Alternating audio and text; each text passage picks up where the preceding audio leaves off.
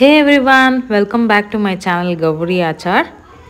ವ್ಯೂಯರ್ ಒಬ್ಬರು ತುಂಬ ಸಲ ರಿಕ್ವೆಸ್ಟ್ ಮಾಡಿದರು, ಮೇಡಮ್ ನೀವು ಹೇಗೆ ಕಾರ್ ಡ್ರೈವ್ ಮಾಡ್ತೀರಾ ನಮ್ಗೆ ತಿಳಿಸ್ಕೊಡಿ, ಹಾಗೆ ನಿಮ್ಮ ಕಾರ್ ಬಗ್ಗೆ ಹೇಳಿ, ಡ್ರೈವಿಂಗ್ ಹೇಗೆ ಮಾಡೋದು ಹೇಳಿ ಅಂತ.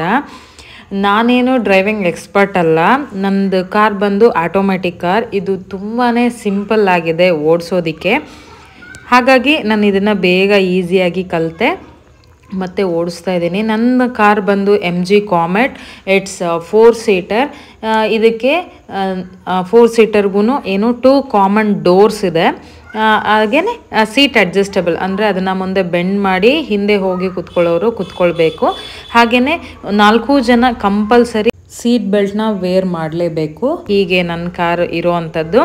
ಹಾಗೆ ನಾನು ಆ್ಯಪಲ್ ಕಾರ್ ಪ್ಲೇಗೆ ಕನೆಕ್ಟ್ ಮಾಡಿದ್ದೆ, ಹಾಗಾಗಿ ವಾಯ್ಸ್ ರೆಕಾರ್ಡ್ ಆಗಿಲ್ಲ. ಸೊ ನಾನೀಗ ವಾಯ್ಸ್ ಓವರ್ ಮಾಡ್ತಾ ಇದ್ದೀನಿ. So this is my car and this is key.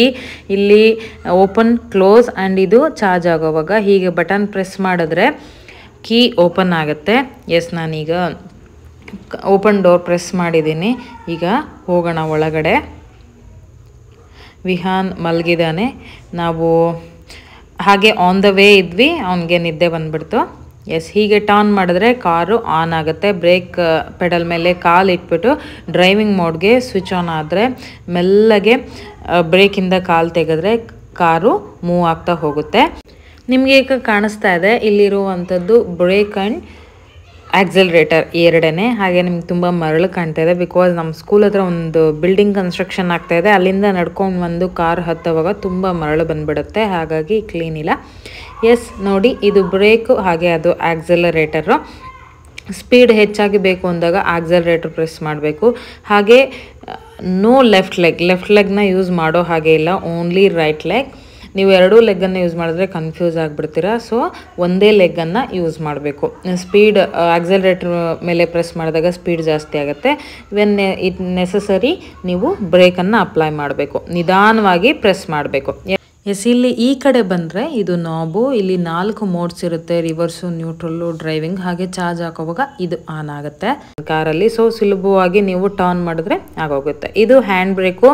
ಈ ಬಟನ್ನ ಪ್ರೆಸ್ ಮಾಡಿ ಇಳಿಸೋದು, ಹಾಗೆ ಬಟನ್ನ ಪ್ರೆಸ್ ಮಾಡಿ ಮೇಲೆತ್ತೋದು. ಕಾರ್ನ ನಿಲ್ಲಿಸುವಾಗ ಹ್ಯಾಂಡ್ ಬ್ರೇಕನ್ನು ಮೇಲೆತ್ತಬೇಕು, ಡ್ರೈವ್ ಮಾಡೋವಾಗ ಹ್ಯಾಂಡ್ ಬ್ರೇಕನ್ನು ಇಳಿಸ್ಬೇಕು. ಎಸ್, ಈಗ ನ್ಯೂಟ್ರಲ್ಲು, ನಾನೀಗ ಹ್ಯಾಂಡ್ ಬ್ರೇಕನ್ನು ಮೇಲೆತ್ತಿದ್ದೀನಿ.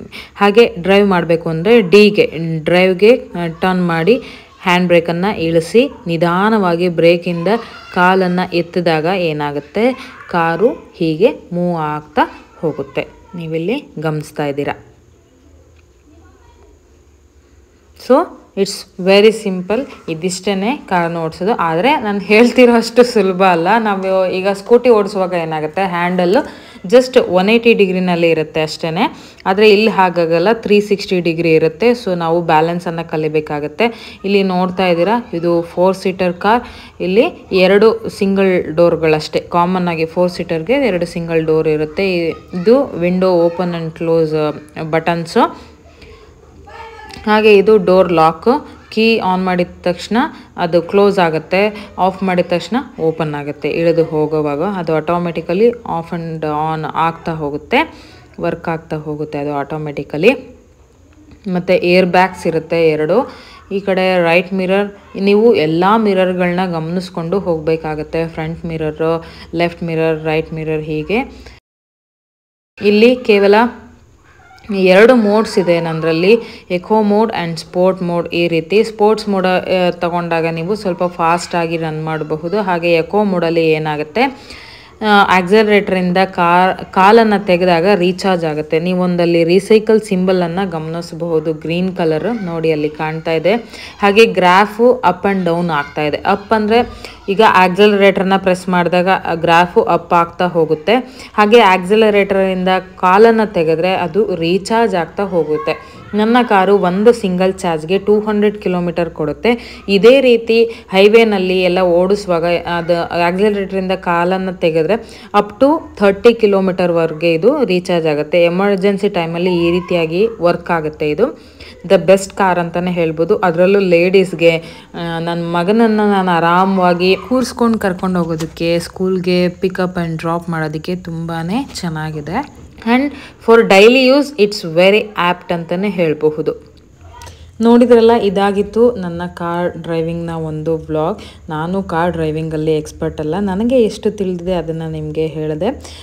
ಒಬ್ಬರು ವ್ಯೂಯರ್ ಅಂತೂ ನನ್ನ ಎಲ್ಲ ವೀಡಿಯೋಗೂ ಬಂದು ಮೇಡಮ್ ನೀವು ಹೇಗೆ ಡ್ರೈವ್ ಮಾಡ್ತೀರಾ ಅಂಥೇಳಿ ವಿಡಿಯೋ ಮಾಡಿ ಅಂತ ಕಮೆಂಟ್ ಮಾಡಿದರು. ಹಾಗಾಗಿ this video. Thanks for watching. Hope you all find it very useful. Take care. Bye bye. Good day.